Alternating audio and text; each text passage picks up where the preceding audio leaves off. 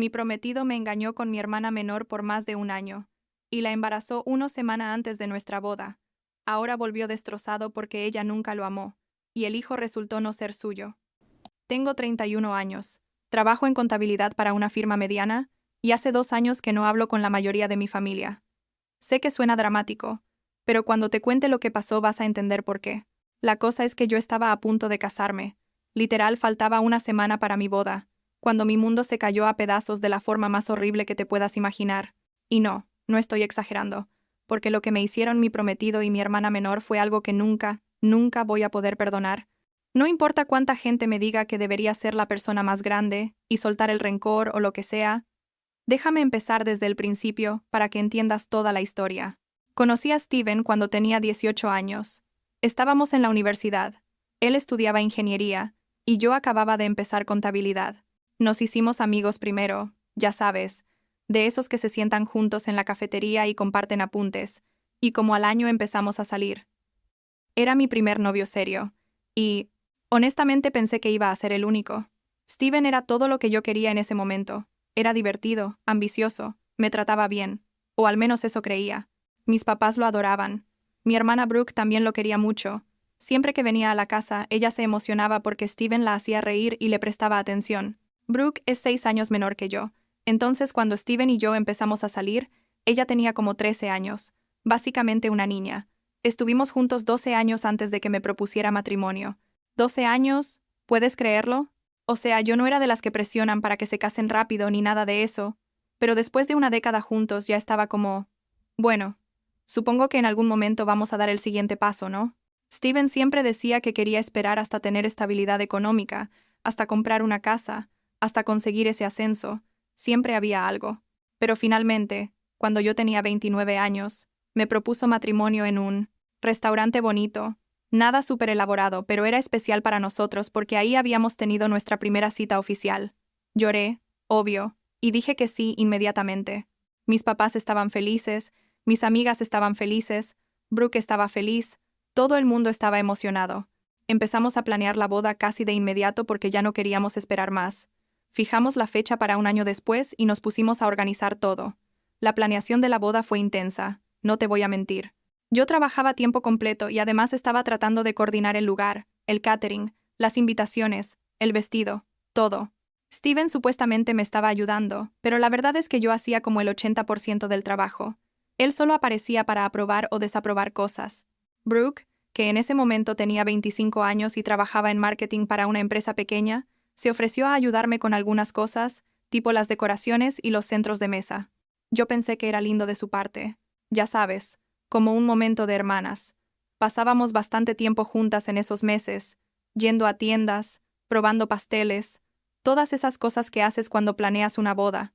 Ella y Steven también se veían seguido porque obviamente él venía a la casa familiar cuando íbamos a discutir detalles con mis papás o a mostrarles muestras de cosas.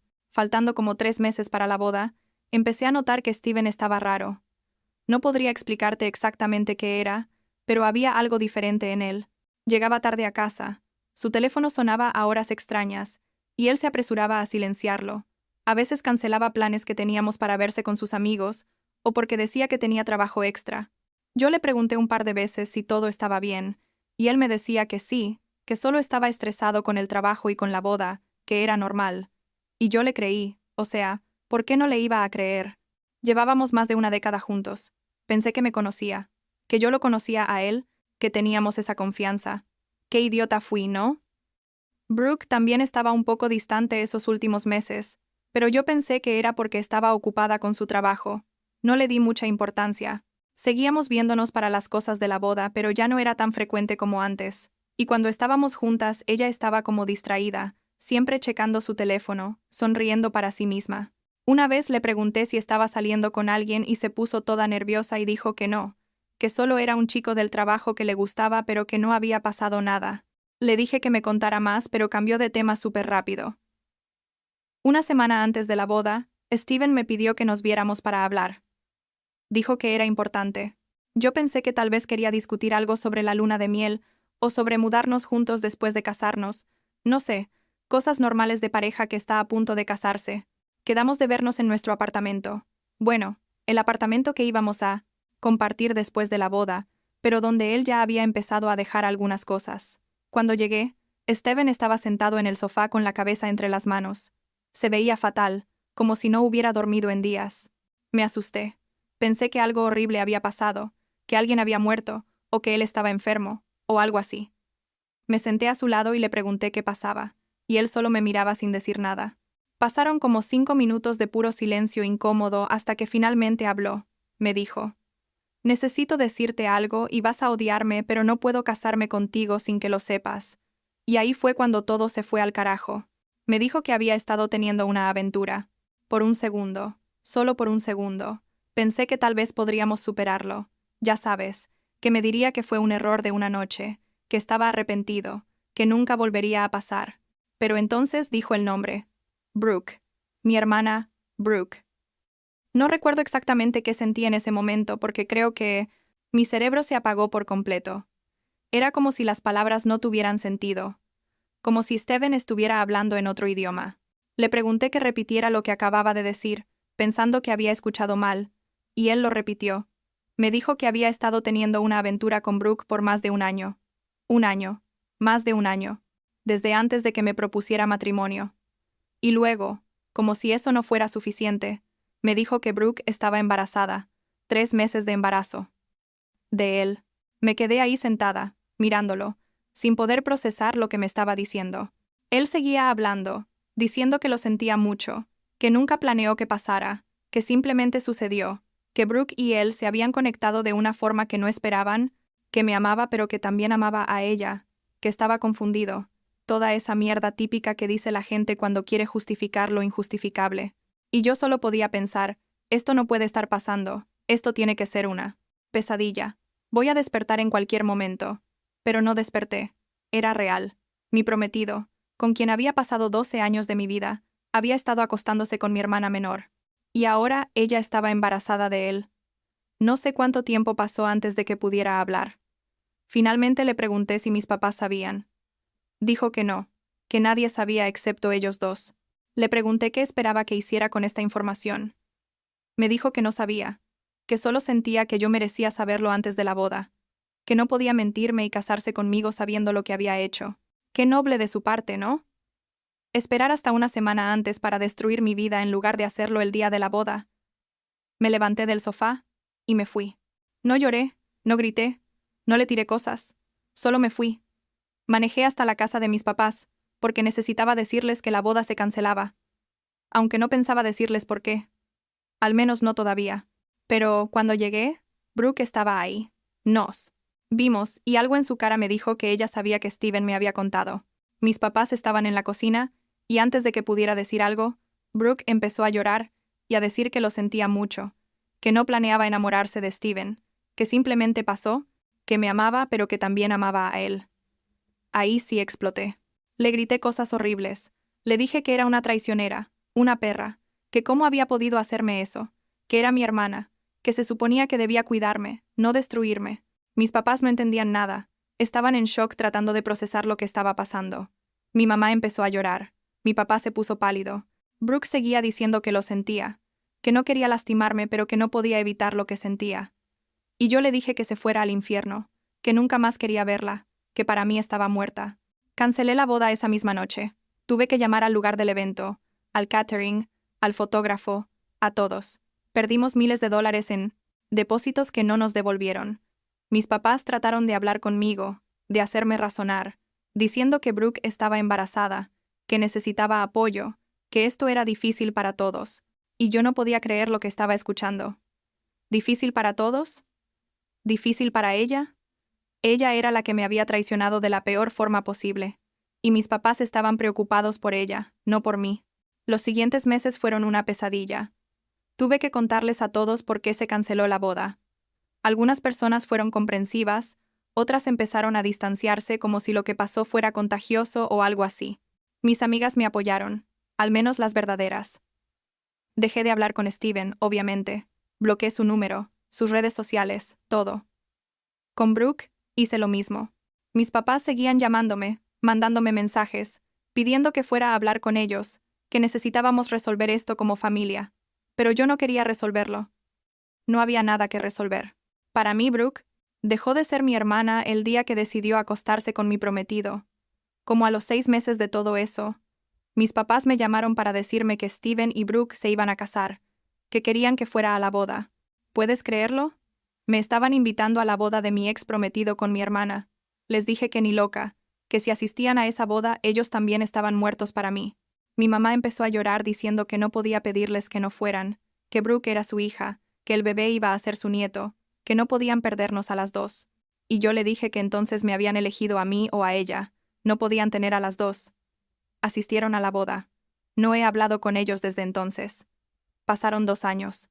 2 años en los que reconstruí mi vida de cero. Conseguí un mejor trabajo. Me mudé a un apartamento más pequeño pero todo mío. Empecé terapia, hice nuevas amigas, salí con un par de chicos aunque nada serio. No sé si feliz es la palabra correcta, pero estaba bien. Estaba en paz con mi decisión de cortar a toda esa gente tóxica de mi vida. No los extrañaba, o al menos eso me decía a mí misma. Hace como 3 meses, alguien tocó mi puerta un sábado por la mañana. Abrí sin ver por la mirilla porque estaba esperando un paquete. Era Steven. Se veía terrible, muchísimo peor que la última vez que lo vi. Había perdido peso, tenía ojeras, se veía como si no se hubiera afeitado en semanas. Me quedé paralizada en la puerta sin saber qué hacer. Él empezó a hablar inmediatamente, diciendo que necesitaba hablar conmigo, que por favor le diera 5 minutos, que era importante. Le dije que se fuera, que no tenía nada que hablar con él. Pero él insistió, casi rogando, y algo en su voz me hizo dudar. A contra mi mejor juicio, lo dejé pasar. Se sentó en mi sala y empezó a llorar. Como llorar en serio. No solo unas lágrimas, sino sollozos completos. Me dijo que había cometido el peor error de su vida, que me extrañaba a todos. Los días, que arruinó lo mejor que tenía, que sabía que no merecía mi perdón pero que necesitaba pedírmelo de todas formas. Le dije que llegaba 2 años tarde con ese discurso, y que podía irse. Pero él siguió hablando. Me dijo que Brooke lo había engañado, que había tenido una aventura con su jefe por 4 años. 4 años. Todo el tiempo que habían estado juntos, incluso antes de que ella quedara embarazada. Y lo mejor de todo, el bebé no era de Steven, era del jefe. No pude evitarlo. Me reí en su cara. Fue una risa amarga, casi histérica, pero fue genuina, le dije. Entonces ahora sabes lo que se siente, ¿no? Ahora entiendes lo que me hiciste. Y él me miraba con esos ojos tristes como esperando que sintiera lástima por él. Me dijo que se había hecho la prueba de paternidad porque algo no le cuadraba, que el niño David, que ahora tenía como 1 año y medio, no era suyo, que Brooke había confesado todo, que su jefe era un hombre casado que le había prometido que dejaría a su esposa pero nunca lo hizo, que ella lo había amado todo este tiempo y que Steven solo había sido, y esto es literal lo que me dijo, un plan de respaldo. Le pregunté por qué me estaba contando todo esto. Me dijo que porque se daba cuenta ahora de lo que me había hecho, de cómo me sentí, de la traición y el dolor, y que quería que supiera que lo sentía de verdad, no como aquella vez hace 2 años cuando todavía no entendía la magnitud de lo que había hecho. Le dije que me alegraba que Brooke le hubiera hecho lo mismo, que se merecía exactamente eso y peor, que el karma existía y que le había llegado su turno. Él empezó a decir que tal vez podríamos intentarlo de nuevo, que habíamos pasado tanto tiempo juntos, que éramos buenos juntos, que él había aprendido su lección. Lo miré como si estuviera loco. Le dije, Steven, ¿de verdad piensas que hay alguna posibilidad de que vuelva contigo, después de lo que me hiciste? ¿Crees que porque ahora tú también te sientes traicionado de alguna forma, eso nos pone en el mismo nivel? Tú elegiste destruir lo que teníamos, tú elegiste a mi hermana, tú elegiste todo esto. Que ahora te saliera mal es tu problema, no el mío. Le dije que se fuera y que no volviera nunca. Se fue, pero no fue el final. Como a la semana, la mamá de Steven empezó a llamarme. Yo ni siquiera sabía que tenía mi nuevo número. Supongo que se lo dio Steven. Me dejaba mensajes de voz larguísimos diciendo que por favor hablara con su hijo, que estaba destrozado, que había perdido mucho peso, que no estaba durmiendo, que estaba preocupada por su salud mental, que ella siempre me había querido como a una hija, que sabía que lo que Steven hizo fue horrible, pero que todos merecían una segunda oportunidad. No le contesté ningún mensaje. Pero ella siguió llamando, todos los días, a veces varias veces al día. Finalmente le contesté y le dije que lo sentía mucho, pero que yo no era responsable del bienestar de Steven, que él tomó sus decisiones y ahora tenía que vivir con las consecuencias. Ella empezó a llorar, diciendo que por favor no fuera tan dura, que el perdón era importante, que aferrarme al rencor solo me iba a hacer daño a mí misma. Y ahí me encabronó. Le dije que el perdón era para mi paz mental, no para la de Steven, y que yo ya tenía paz sabiendo que él estaba sufriendo como me hizo sufrir a mí. Que si eso me hacía mala persona, pues que así fuera, pero que no iba a mover ni un dedo para ayudarlo. La mamá de Steven apareció en mi casa hace como un mes. Tocó la puerta y cuando vi que era ella casi no abro, pero pensé que tal vez si hablaba con ella en persona entendería que no iba a cambiar de opinión. La dejé pasar, le ofrecí agua porque se veía mayor y cansada.